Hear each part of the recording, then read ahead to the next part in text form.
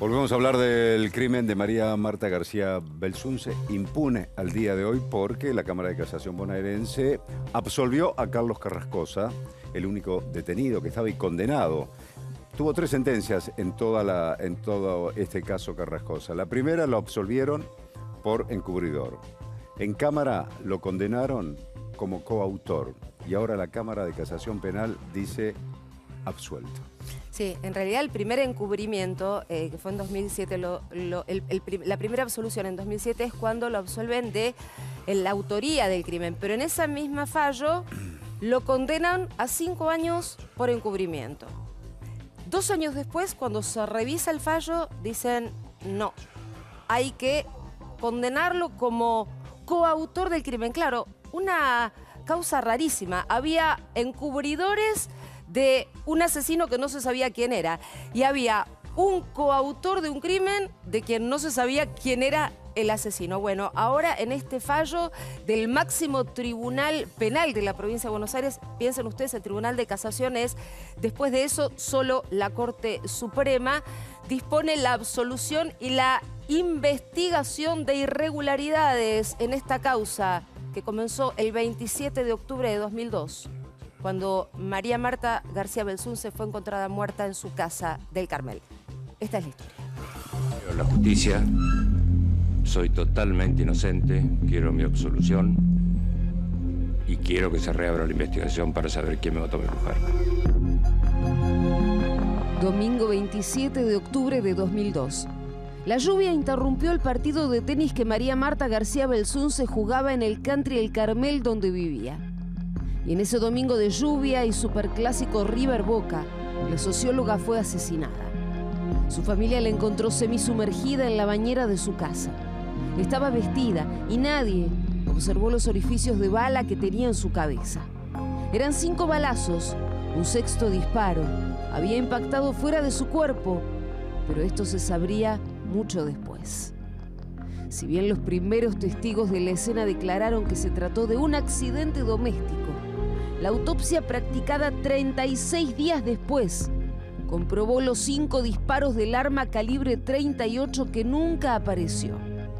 La 6ª bala fue el famoso pituto que había sido arrojado al inodoro por los familiares de María Marta y que fue encontrado cuando el fiscal Diego Molina Pico ordenó búsquedas en el pozo ciego de la vivienda.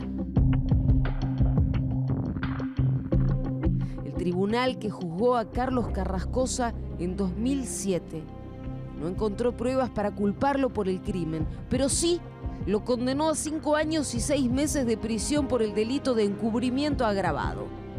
Sin embargo, el Tribunal de Casación bonaerense revisó la sentencia en 2009 y lo condenó a prisión perpetua como coautor del delito de homicidio agravado por el vínculo. Pero el viudo siempre juró ser inocente. Cuando me condenan a cadena perpetua, me llama una periodista de Crónica, el jueves a las 3 de la tarde, para avisarme que me habían condenado a cadena perpetua. Y a mí me vinieron a buscar el viernes recién, 24 horas después, porque me dieron todo el tiempo para que yo me escapara. Y entonces cerraban el caso si yo me escapaba. Pero yo no me voy a escapar porque yo soy inocente y quiero saber quién mató a mi mujer.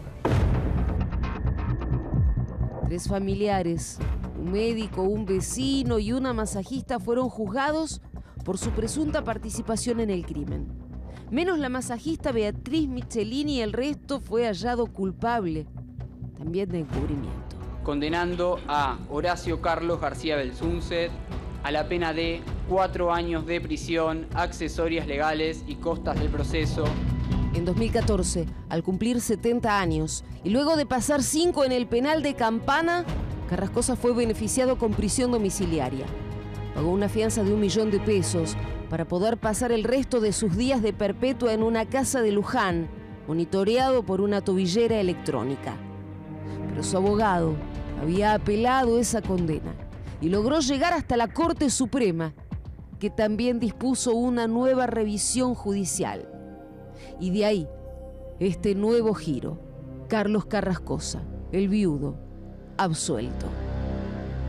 Y el asesino de María Marta, aún un misterio para la justicia.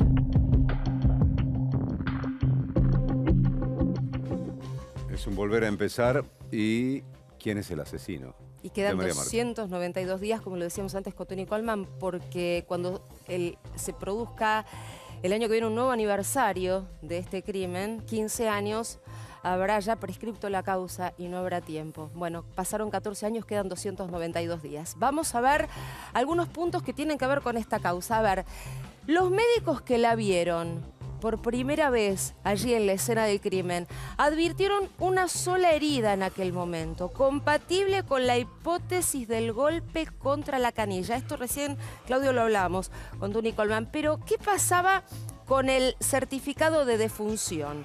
A ver, ¿qué decía el certificado de defunción que firmaron esos médicos? Paro cardiorrespiratorio no traumático e insuficiencia cardíaca aguda. Acá vino la primera cuestión que le dio al fiscal Molina Pico pasto a la fiera, ¿sí? Para poder apuntar contra la familia. Porque este certificado se había hecho en Capital, cuando la socióloga había muerto en Pilar. Porque, bueno, no era una cuestión poco frecuente. Todos sabemos que muchas veces se hace para poder hacer el trámite rápido, el trámite de poder, velar y enterrar el cuerpo. Cuerpo que fue enterrado y que luego fue exhumado. ¿Cuándo? Tras la declaración de esos médicos. Estamos hablando de Santiago Beassi y de Juan Gauri Gordon.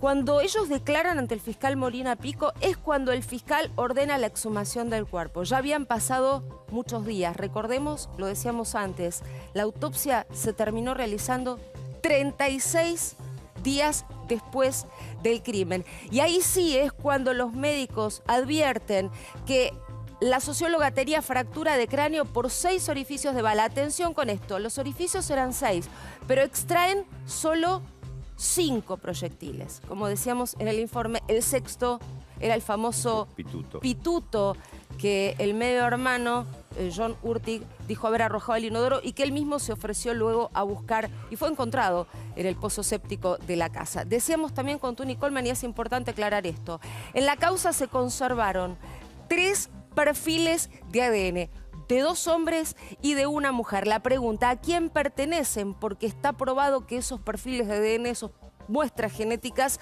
no se corresponden ni con el viudo, ni con la víctima, ni con ninguno de los familiares que fueron condenados por encubrimiento.